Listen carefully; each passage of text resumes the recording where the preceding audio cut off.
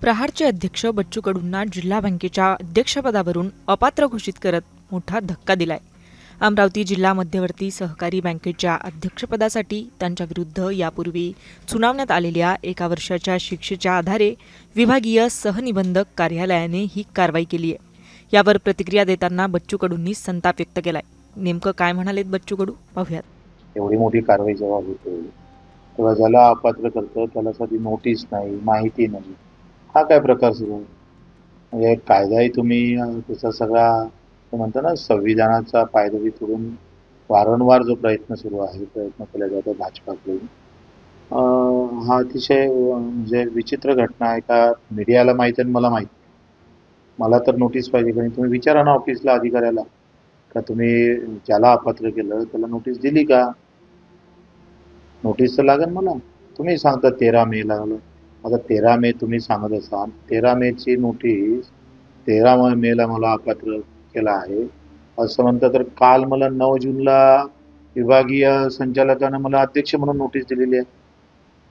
9 जूनला 19 मेची मला अध्यक्ष म्हणून, ते मी तुम्हाला उद्या पत्रकार परिषदेमध्ये सगळं सांगतो। का हा नेमका काँग्रेस प्रणित भाजप, भाजप प्रणित असणारी काँग्रेस, जिल्हा काँग्रेस, याच्या माध्यमातून काँग्रेस आणि भाजप युती करून व्यवस्थित कशा पद्धतीनं गेम करायचा आणि आंदोलनातून तुम्ही भाजपची सत्ता आणि काँग्रेसचा वापर करून कशा पद्धतीनं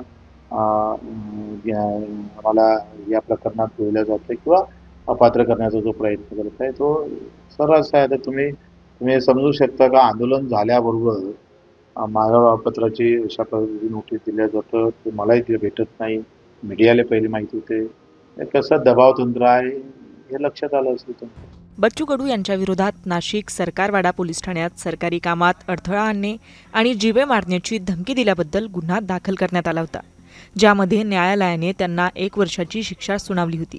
या शिक्षेच्या आधारे सहकारी संस्था विभागाने त्यांना बँकेच्या अध्यक्षपदावरून काढून टाकल्याचं बोललं जात आहे।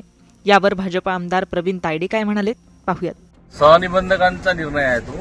कदाचित त्यांना 1 वर्ष सजा झाली, त्यामुळे त्यांचं पद हे केलं असावं आणि मागच्या कित्येक दिवसापासून ही केस सुरू होती सहनिबंधकांकडे, त्याच्यामुळं त्याचा निकाल आता आलेला हा योगायोग आहे। त्याच्यामुळं याचा कोणी कसा गैरअर्थ काढू नये। आंदोलनाचा त्याचा काही संबंध नाही आहे। म्हणजे केस काय काल परवा थोडी, या 7 दिवसात थोडी पुढे गेली। ते जिल्हा बँकेचे जे संचालक मंडळ आहे ते एकमेकांच्या वरती केसेस दाखल करत राहतात। त्याच्यात कोणता राजकीय हस्तक्षेप नाही किंवा राजकीय व्यक्ती किंवा भारतीय जनता पार्टीचा तर विषयच नाही। त्याच्यामुळं त्यांचं पद केलं काय, राहिलं काय, आम्हाला काही सोर्स नाही। तर या संदर्भात आता आमदार रोहित पवारांनी ट्विट केलंय। त्यात त्यांनी म्हटलंय की गैरव्यवहार प्रकरणी न्यायालयाने 2 वर्षांची शिक्षा देऊनही कृषी मंत्र्यांना मंत्रिपदावर चिकटून ठेवलं जातं। मात्र सामान्य जनतेसाठी केलेल्या आंदोलनामुळे 1 वर्षाच्या शिक्षेचं कारण देत बच्चू कडूंना जिल्हा बँकेच्या अध्यक्षपदावरून अपात्र ठरवलं जातं। सरकारविरोधात आंदोलन करणाऱ्याचा आवाज दाबण्याची ही सरकारची हुकुमशाही आहे, असं सुद्धा रोहित पवारांनी लिहिलंय। आता या प्रकरणात पुढे काय होईल, बच्चू कडू काय भूमिका घेतील हे पाहणं महत्त्वाचं ठरणार आहे। धनंजय साबळेसोबत मुंबई तक, ब्युरो रिपोर्ट, अमरावती।